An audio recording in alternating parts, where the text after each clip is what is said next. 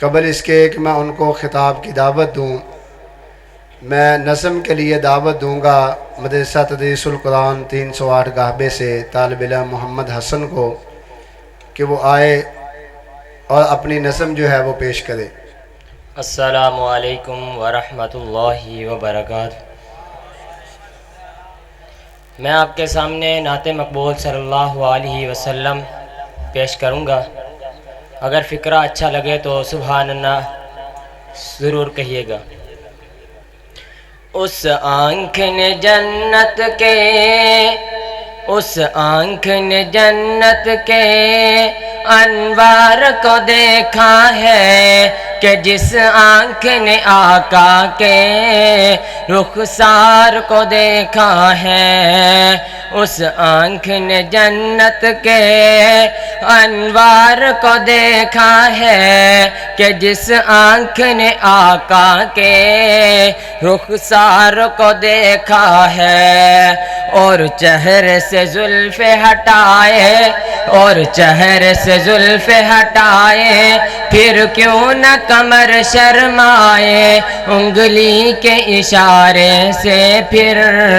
دو ٹکڑے وہ ہو جائے، جب چلتے سج دھج کر، جب چلتے سج دھج کر وہ طیبہ کی گلیوں میں مہکا ہوا خوشبو سے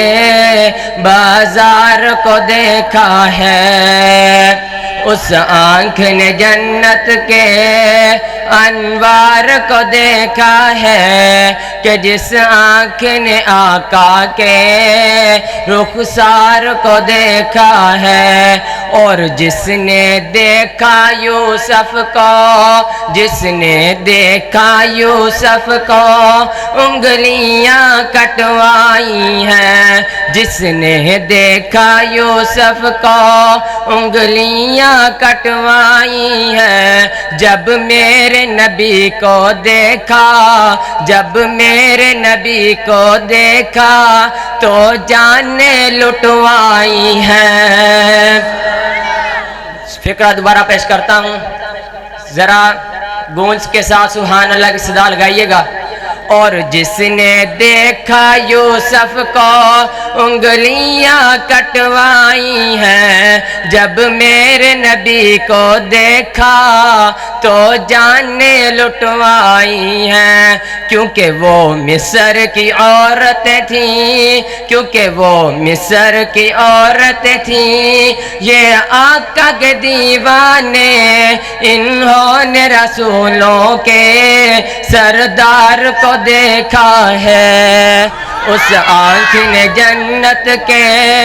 انوار کو دیکھا ہے کہ جس آنکھ نے آقا کے رخسار کو دیکھا ہے، اور واشان حلیمہ تیری، واشان حلیمہ تیری تو سب سے پیچھے آئی، تیری قسمت کے کیا کہنے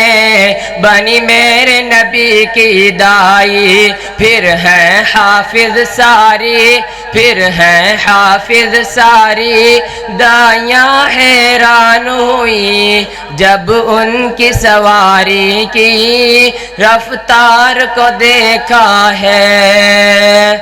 السلام علیکم۔ کانفرنس میں تشریف لانے والے تمام معزز مہمانوں کو خوش آمدید کہا جاتا ہے، تو میں گزارش کروں گا